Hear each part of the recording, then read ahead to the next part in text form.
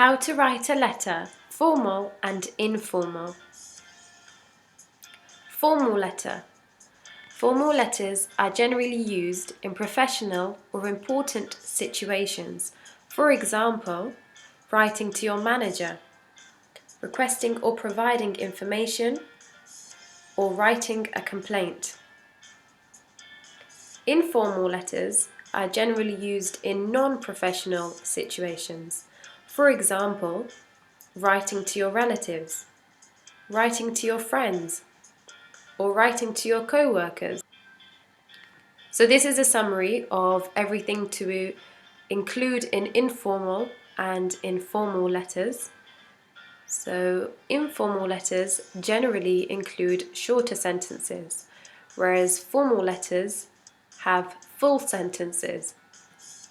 Informal letters lack formal grammar and vocabulary, whereas formal letters should include correct grammar and vocabulary. Contractions are generally used in informal letters, for example, I'd. However, for formal letters, we do not use contractions. Rather, you use the full word, for example, I'd would become I would. Idioms are expressions within the English language. These are generally used in informal letters. For example, on point means good. However, for formal letters, idioms should not be used. An active voice should be used in informal letters. For example, I completed the application, whereas for formal letters, a passive voice should be used.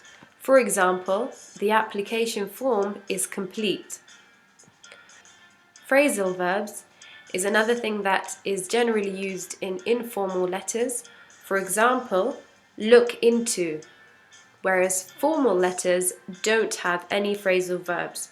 For example, rather than saying look into, you would say investigate or research. Abbreviations can be used in informal letters. For example, ASAP, which means as soon as possible. However, abbreviations should not be used for formal letters. Rather, you would structure your sentence in a polite way. For example, rather than saying ASAP, you can say at your convenience. Exclamation marks can be used for informal letters. However, they should be avoided in formal letters. Lastly, imperatives. Imperatives are sentences that start with a verb. For example, complete the form. These can be used in informal letters, however, should be avoided for formal letters. Rather, again, you structure your sentence in a polite manner and you can say, you may complete the form when you have time.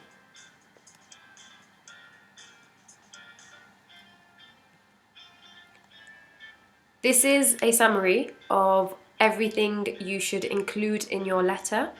So we'll go through the informal way and then the formal way. So to start with, the greeting. Informal greetings can generally be dear, followed by the name of the person, or hello, hi. Formal greetings are generally dear sir, madam, or dear Mr. and Mrs., followed by the surname if you're aware of who the person is.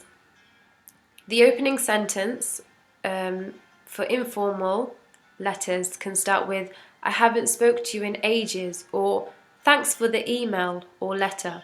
Whereas formal opening sentence should be more like I hope this letter finds you well, or thank you for your email letter regarding. Following from the opening sentence, you want to start the letter, start your paragraphs, and explain the reason why you are writing. So for informal letters, generally they can say, how have you been? Let me tell you about, or I'm writing this letter about. Formal letters will say, I am writing to complain, inform, or to request information about. Another example is, I am writing to you regarding. After the starting sentence, you want to provide the information within the paragraphs. So for informal letters, examples of this is great news, or unfortunately you didn't get the job, or I've attached my form. Formal ways of providing information include we are delighted to confirm your role at, or you will be required to bring your passport to the interview. Another example is please find attached my application form. The final remark is the statement that you make just before closing off. Informal ways of doing this include hope to hear from you soon or write back to me when you can, whereas formal ways of saying this includes I look forward to hearing from you or meeting you. Lastly, you want to close off the letter. So informal ways, you can say all the best or speak to you soon, whereas formal ways, normally we write yours sincerely if you have started the letter with dear Mr. or Mrs., or yours faithfully when you start the letter with dear Sir, Madam.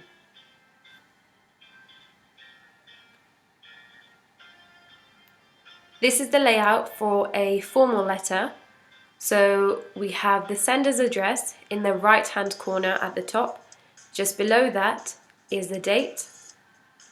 The recipient's address goes on the left hand side just below the date.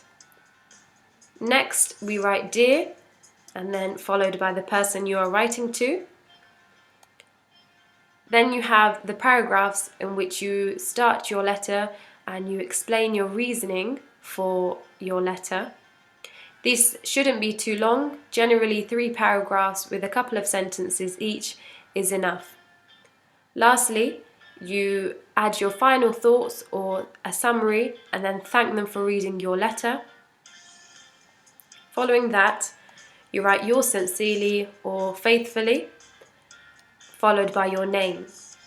Generally, a signature is useful for a formal letter. This can be handwritten. This is an example of a formal letter. So in the right hand corner we have the address, sender's address, below that is the date. On the left hand side we have the recipient's address, so here starts the letter. Dear Sir, Madam, I am writing to complain about an incident that occurred in your restaurant yesterday evening. While my family and I were enjoying our meal, we overheard 2 of your staff members arguing in the restaurant. This type of behaviour is extremely unprofessional and particularly upsetting for my kids to have to overhear. My family and I have been regular customers of your restaurant for years now, and we hope we can continue to enjoy your service. However, I hope the professionalism of your workers can be improved. I look forward to hearing from you. Yours faithfully, Anna Smith. This is a structure of an informal letter. Again, we have the sender's address in the right hand corner, followed by the date. Then you start your letter with dear, followed by the person's name, and then a couple of paragraphs explaining what the reason for your letter and any other information. Then you end off your paragraphs with any final thoughts and a summary, and you also thank your reader for reading your letter.